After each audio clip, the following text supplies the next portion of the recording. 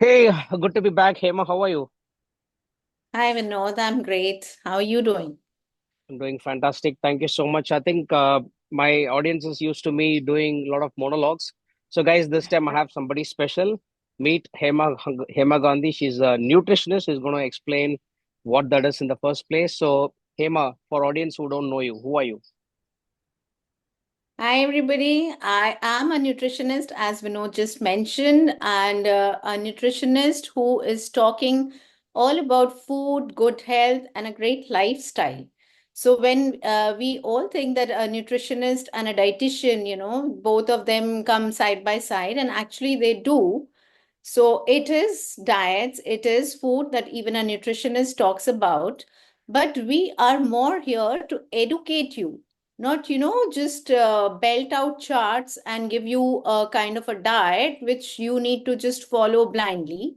We kind of educate you and make you understand how you can make your own food plans, how you can build a healthier and happier relationship with food.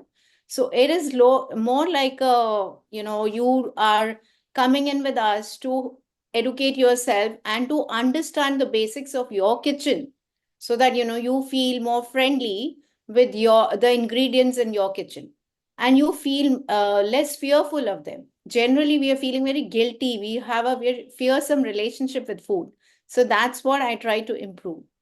So I am a certified clinical nutritionist. So I say that, that means that I have a specialization in diabetes, in weight management, in sports nutrition, and in kids nutrition. And I talk about lifestyle disorders. So the all the problems that we face today in today's life, like arthritis, be it diabetes, thyroid, PCOD, even hypertension. All of these are lifestyle disorders. They are disorders which have come in because we are going wrong somewhere in our lifestyle. So, when we work on our food part and we make minor changes in our lifestyle, when we modify our lifestyle also, then we can reverse these disorders. They are not incurable, they are all reversible. So, this is again something which I like to make people aware about, is that you don't need to be on the pill forever. So we can get off these pills, we can wean off our medications and come back to normal life if we make these little changes. So that's what I talk about as a nutritionist. Awesome. Hema, I think you actually touched upon so many broad topics that there's so much to actually ask or even absorb for a normal layman like me, who actually worked with you many months back to work. So I think a couple of things stood out, and since it's the first session, I don't want to take it too far. Um, I think one thing that you mentioned struck me was that you said you wanted to educate people or make them informed in such a way that they are knowledgeable enough to make their own conscious choices, right? I mean, in a way, you're saying, I'm just going to educate you so that you can be on your own to lead a good lifestyle. Did I get that right? Absolutely. So once you with me, you don't need to, again go seeking for another dietitian or a nutritionist or anybody to, understand what to eat. You would be the right person to guide yourself how to go about your eating patterns throughout life. Got it. Got it. I think I'll go a little deeper into that later as we go. One of the basic questions I had, or I think a lot of people will have, is how do I, let's say I'm a common man who's looking forward to improve my diet slash nutrition. Whom should I go to? Should I go to a nutritionist, dietitian, or a clinical dietitian? There are so many terms. Layman doesn't understand. Can you explain what these are? Well, they are basically, see, the curriculum we all follow is almost similar. It is only that, the word nutritionist expands it a little more. So we can give you more knowledge into the chemistry in your kitchen. And that's why I said the programs are more informed.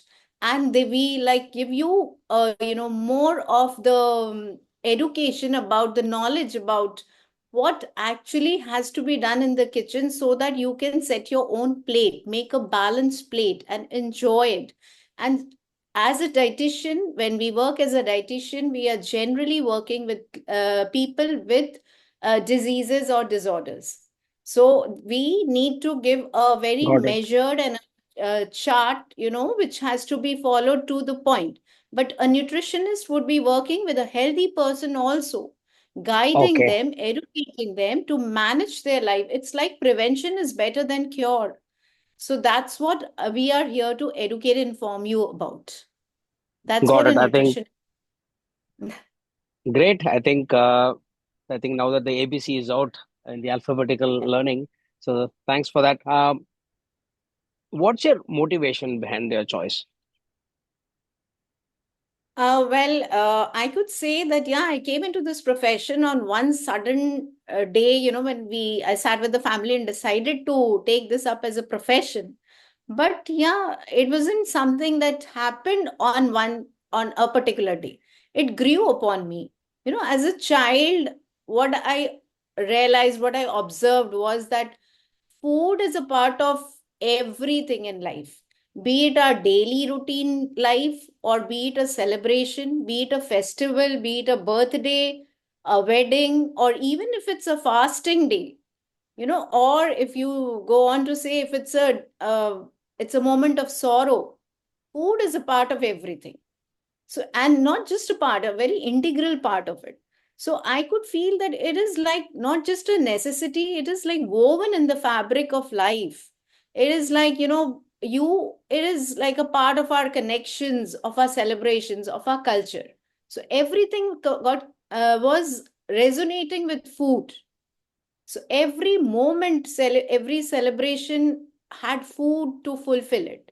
So that, somewhere brought in the importance of food. It got inside me. And then the other thing that I noticed, that for every little ailment, the remedy was in the kitchen. So whether it's you have a running nose, or whether you have sprained your ankle, your grandmom or your mom would come up with some recipe from the kitchen that, okay, this is going to help you out. Maybe it's the haldi doodh for the pain, or maybe it's the kada for the running nose. So this again intrigued me, that everything is there in our kitchen. So kitchen is a very, very important part of the house. So I could feel that it's like the soul of the house. It's not just an ordinary part like any other room. So that was like, I was very, very, curious to know more about it.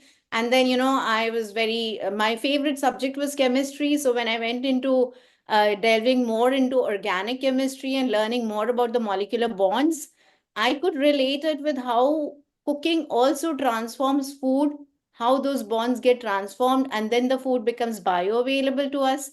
So all of that connection kept growing on, like, as I grew up. And in the later years, I also saw that, all this chemistry was happening in the kitchen. Our Okay. ancestors, our grandparents were doing it, even though they were not into these books of science. It was intuitively they were doing it. So this was some time tested wisdom, oral wisdom, which they were carrying over generations. And I was in awe, literally, that how come that, I mean, what we study here is already happening in the kitchen. All the pickling, all the cooking, everything was happening there. And it was amazing to see that they were on the same page as was science. I mean, both of them were on the same page. So that was really amazing. And I decided that I need to carry on this passion in my everyday life. So for my family, like, I was always working in this chemistry in kitchen, and always, thinking about nutrition whenever it was food coming from the kitchen for the family. And so when I got the opportunity to make it a profession, I just grabbed it and moved ahead. So it was Was just, it very interesting, right? I mean, you almost mentioned as if it was something that you stumbled upon as a very curious child. I mean, was it yeah. a stage where when you were a teen or an adult, or like what stage of life were you at when you suddenly had that bite spark that, hey, this is what I want to do? Well, I was still in school day. It was school days, I remember, because the fondest memories come from my, school break time. So we were all looking ahead to each one's tiffins. What is there in the other one's dabba? That was the thought always in my mind. Because that is diversity, each one coming from a different culture. So we had a lot of different food coming out. And Hmm. as kids, we used to enjoy it. We used to love it. We looked forward to those dosas coming out of that South Indian friend's dabba and the tikkis coming out from another friend's dabba. And then they looked forward to my parathas and pickles coming out from a Punjabi dabba. So this was, we never feared food then. It's only when we grow up, somewhere these connections, we feel scared whether we to eat deep fried or not, whether we should have those tikkis or not. So all this comes up much later. So there, I felt that how come those memories, which were so beautiful, how can they create a havoc now in life? So I, started exploring more, embracing it and Hmm. enjoying this. And then it just grew. I mean, I was just getting more and more interested in where people are going wrong. Why are we fearing food? Why every social circle that I attend, why people are only talking about carbs, proteins, fats, and worrying about what to eat and what not. I mean, such a simple thing has been made so complicated. That's Okay, something got which it. I could not get. And if I'm right, you grew up in Kolkata or was it somewhere else? I know I'm born and brought up in Kolkata. Right, and that's a place where food is kind of celebrated to a Yes, like a absolutely. demigod status, if I'm right, right? Is it right? Yes, absolutely. Right now in winters, we're enjoying the Nolen Gur, as all the sweets coming from Nolen Gur is something which we enjoy. So again, if we are all fearing sweets, then how would this tradition grow? Then Hmm. it would be lost somewhere, this Nolen Gur. I think it's a very, very beautiful thing that we get from nature. But if Okay. we stop eating sweets, natural sweets also, then somewhere we're going to lose these kind of abundance that the nature is providing. I think that's a very interesting topic. I guess we need to go deep into that sugar and blood spike when we go a Yeah. little deeper. But yeah, I think I think one thing that pops out to my mind is this thing of nutritionist and nutrition itself as a concept is kind of getting some momentum in the last maybe a decade max, as I can see. Before that, people Yeah. didn't really care much. So when you decided to pursue this as your career or a profession, did you face any obstacles from your, mostly from your parents, or like, do you have any issues with that? No, nothing from my family because they could see that I'm so much in love with the kitchen and cooking and food, what needs to be bought in at what time, the correct time, and how I brought up my kids. So they were like, this is something that you can totally go into. So they were always supportive of this, though, again, going back to college and then taking up internships and working in hospitals took a toll on the family life and was really tedious for everybody, but then they were very, very supportive with me. So that way, Awesome. there were no obstacles. So I think you feel blessed then. Yeah, absolutely. Okay. So coming back to your profession, now that you've been practicing it for a long time, how many years have you been at it now? 12 years now. 12 years, more than a decade, right? How would you describe your philosophy on health and, let's say, overall wellness of a human? But my philosophy is very, very simple. And, I believe that simple is sensible and sustainable. That is why I prefer keeping it simple. And before I talk more about the philosophy, I would just like to say one line when you said that, it's just been a decade that this thing has come up, this profession of nutritionist and all. So the point is that in this decade, or maybe a little more than that, the women of the house started giving this power, the decision power that they had, that what is to come on the table, they started giving it to the media. That is when this profession started growing. That is where the problem Oh, came so, so are you saying this problem didn't exist before or didn't exist to this magnitude that we are seeing? Like, which one would in. be true?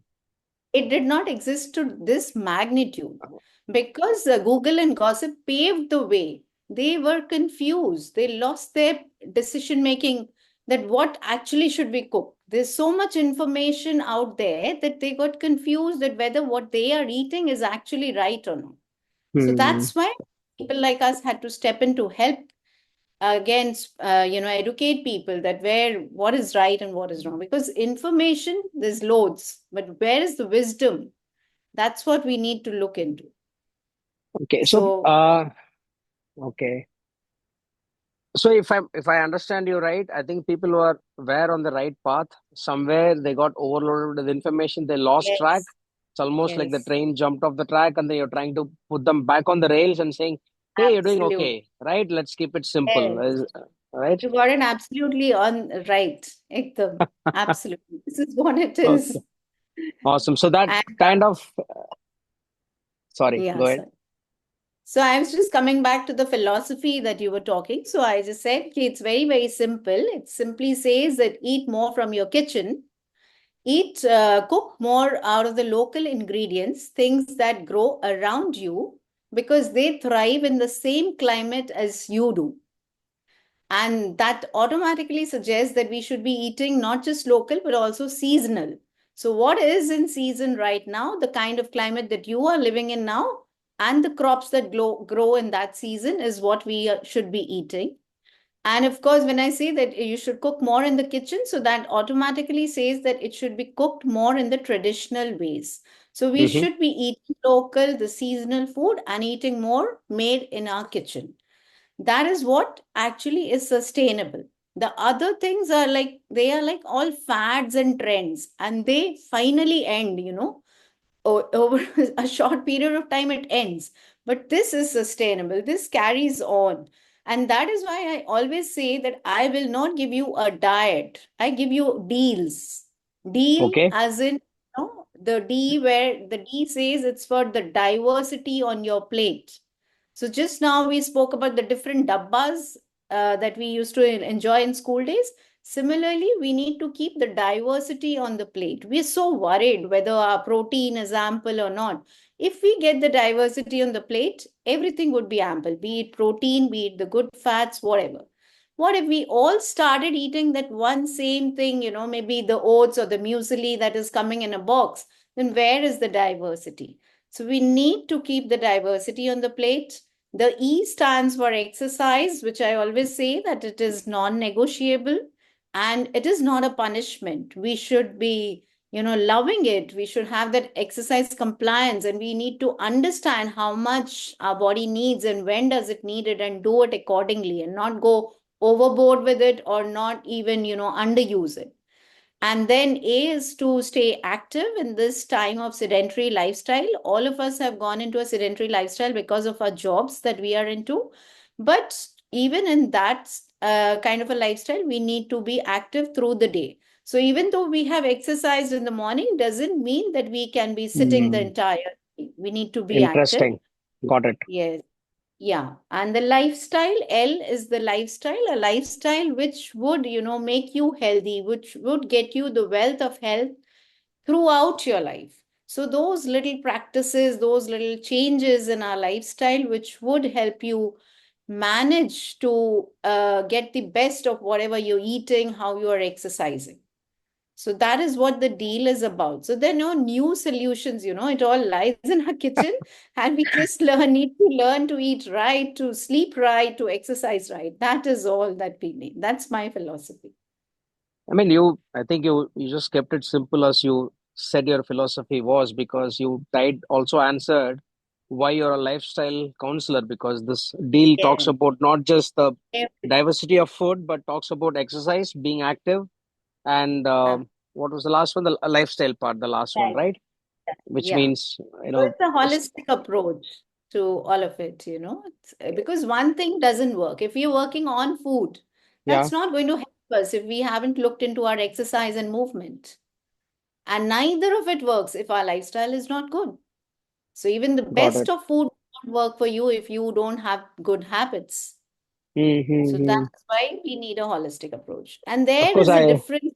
And when you were talking about a dietitian and a lifestyle counselor and a nutritionist, a dietitian will just give you Mhm. that paper which has, written down food and the calories you have to consume and all that. But we need to look deeper now.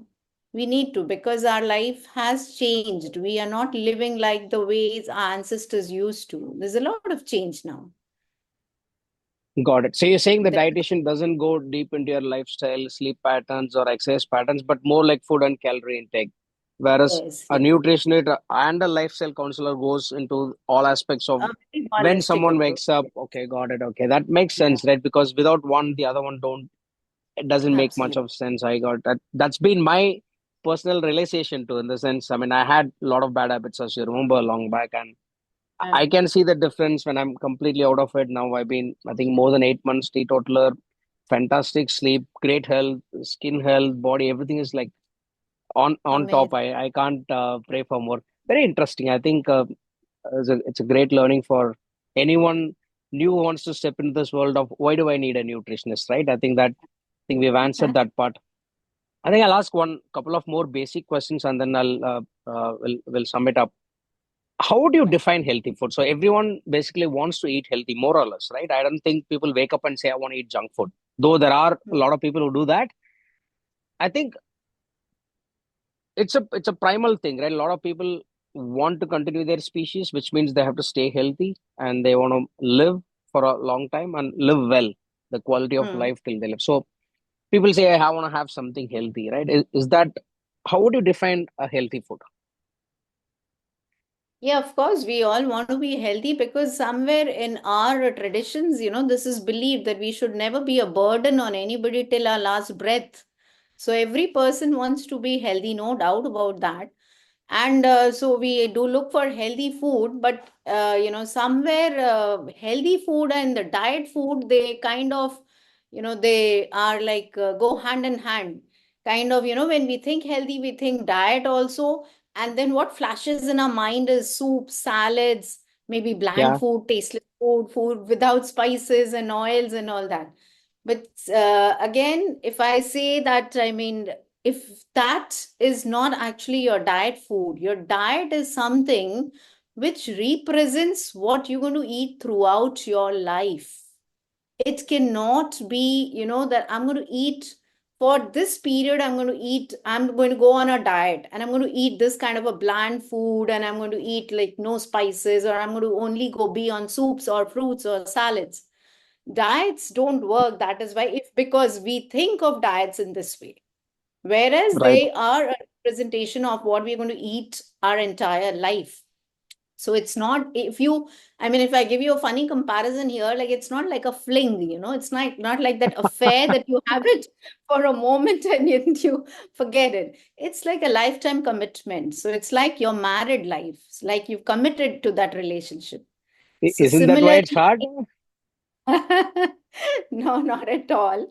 So you need to commit to your body, that love and that healthy. Health is a daily practice. We all say it. So we need to follow that also. So according to that, what is healthy food? It is again very simple. Food which is familiar to us, first thing. So something which you have grown up seeing it in your kitchen, Okay. it is familiar. It has a local name. It is doesn't just have an English name. It has a local name. Something with your mom or your grandmom or somebody used to say it in the house. Like, for us, maybe a Punjabi name, for somebody, a Bengali name, or a South Indian, a Telugu, or some local name that thing had. So that is a familiar food. That is one criteria that we should look into. And secondly, that it is being cooked in your kitchen. So sometimes what Mm, happens, even the food is familiar, like mm. let's say turmeric is familiar food. But nowadays, we're getting turmeric in so many different ways. You're getting it as pills, you're getting it as shots, you're getting, Oh, some kind of juices, maybe the Karela juice and something. So that's not coming from your kitchen, even though that food is familiar to you. So it should be cooked in the okay. kitchen. Why do I say that? Because if we are not having it in the way it's cooked in the kitchen, then we are having it in wrong proportions. How many times do you eat Karela in a week? Maybe I think once in 2 weeks max, Yeah, right? exactly. So maximum if a person is eating maybe 4 times in a month, if you're eating it Mm, weekly also. But when it comes to Karela juice, the bitter mm. gourd juice, the person starts having it every day. thinking that it is going to benefit him or her in a particular way, because it has been advertised that way. This is going to take away your diabetes, this is going to take away your spikes in sugar or whatever. So you go and overdose on that. So there's a very thin line between use and abuse of food. So we need to make sure that we are using it for our benefit and not abusing ourselves with that overdose. That is why cooking it the way it's cooked in your kitchen. Kitchen. That's good food. Okay. Right, right. So basically, to Familiar cooked in the kitchen. familiar and These cooked. are, yeah. So I have one follow-up question on that. What if it's cooked badly in your kitchen, right? That can also happen. Like, I don't know, when a lot of oils or a poor preparation method can potentially happen in your kitchen. So is there any other condition to that, or you assume So here that it's made in a reasonable way? it is made. See, how bad can a person cook it? And secondly, if we are following the traditional ways, if we Yeah. don't try to, move away from the traditional ways, we do wrong in our cooking when we think that we are going to do oil-free cooking, or when I'm going to, replace this with that, because I'm thinking that I'm going to make it healthy. So this thought of making things too healthy actually complicates it. So Hmm, we need hmm, to keep hmm. it simple and traditional. So the way it was cooked, as I said, they already knew it, what goes good. So haldi is put into milk, or Hmm. haldi is put into a ghee ka tadka. So that fat is what is going to make the curcumin bioavailable. But when Okay. we think, okay, let me mix haldi into water and take it as a shot, that Hmm. really doesn't work for us. So that is being too healthy, trying to be too healthy. So Too that's smart. what we need to do. Too smart. And being And the stupid. third thing is, yeah, and the third thing is that it should be affordable. It shouldn't Yeah, be a strain on your pocket.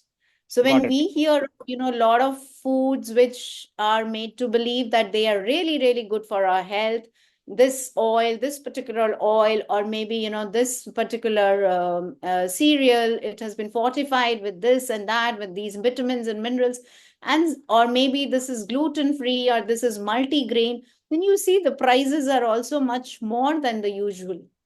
So True. that's what I want. Because this is not going to give us any extra benefit, only, rob you of your wealth, nothing else.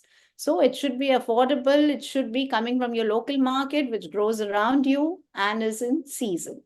Got it. And that is what is sustainable again. So healthy food or good food, you would say, is something which is time tested, like dal chawal, like simply Hmm. rice.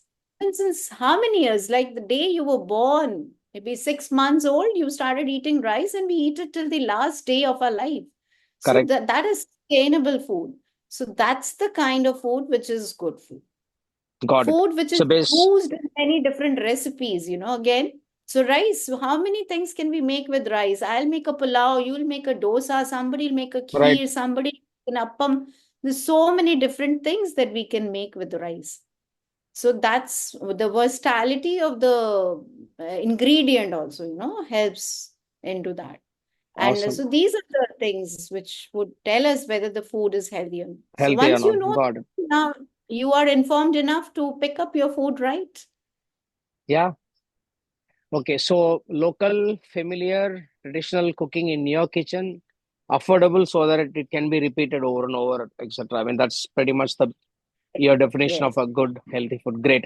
I think absolutely. we are running short of time for our first session, so we'll be doing more of it because I think I want to go deep into something that you mentioned at the start of reversing some of the diseases like PCOS, diabetes, tensions, etc., blood pressures. I'm sure India is now named as the diabetes capital of the world. I think Yes. in our follow-up session we should talk a little more about. So, guys, I'll announce the session once I check with Hema for our next slot. But to wrap it up, Hema, can you leave our listeners with very important one powerful tip, a great tip or an idea that on nutrition that nobody should ignore? What would that be? Well, that's one tip for which would work for everyone is simply eat in a calm state of mind. It is something very important. Why? Because when we are in a calm state of mind, our stomach secretes the right amount of digestive juices. All the Oh, nutrients get absorbed well, and the food does not get converted into fat. okay. Our Um, digestive fire is actually defined by the state of our mind. So we are also worried okay. about the gut and how to make our gut healthy, how to reset the Hmm. gut, how to have a strong digestive fire. Well, so here is one simple tip which we all can do, that eat in a relaxed state of mind. Hurry, worry, curry. These are the three things which actually give us diseases or disorders. So when we are eating in a relaxed state of mind and we are not in the fear and flight mode, that is when, the digestion takes place. If we are in the fear and flight mode, digestion is given the least priority. The body is not Ah, interested in digesting. So you need to eat in a relaxed mode. You need to eat only when you're hungry, and you need to stop when you're 80% full.